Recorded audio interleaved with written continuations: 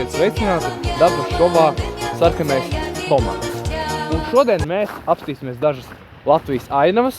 Tagad ir februāris un dažas Latvijas ainavas mēs viņas bišķiņ eksplorosim, kā saka, aprakstīsim un novērtēsim, vai tiešām Latvijā ir vērts dzīvot un apstīties visas tās skaistās ainavas.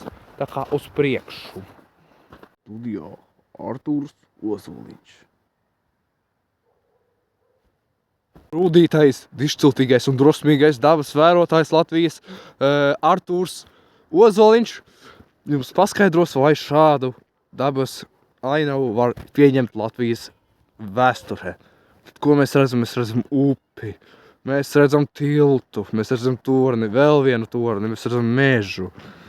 Bet vai šādu ainavu mēs varam piedot Latvijai? Protams, ka nē, jo te varētu uzbojot šajā te klajumā daudz ko vēl.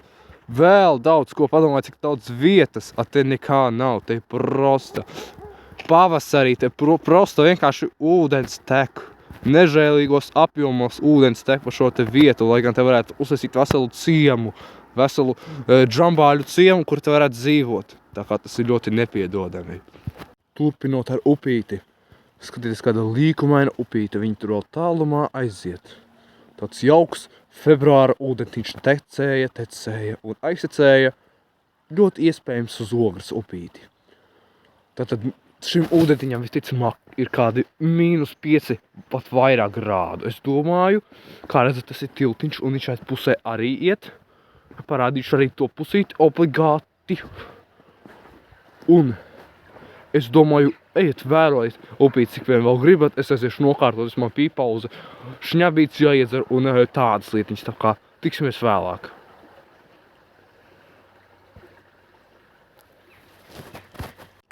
Nu ko, draugi, jums laikam likās, ka es visu laiku upītes rādīšu, visas ūdens tecētavītes. Nē, tagad būs jums mežiņš neliels, patiešām meziņš neliels. Tu vari iedomāties, kas te mums ir.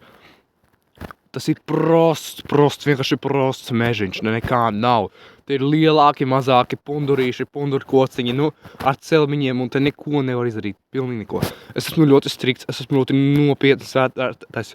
Mani neviens neapmuļķos ar šo vietu, es šo vietu novērtēju uz zemāko, ko es esmu jebkad redzējis. Tas ir vienkārši nepieļaujami.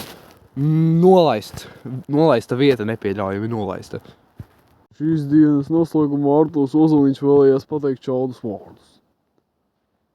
Kādus vārdus? Tu man neko neteici, ko es gribu teikt. Man sava viedokļa nav. Es neko neteikšu reāli. Man vienalga. Es gribu ātrāk mājā. Es reāli vairs nevaru.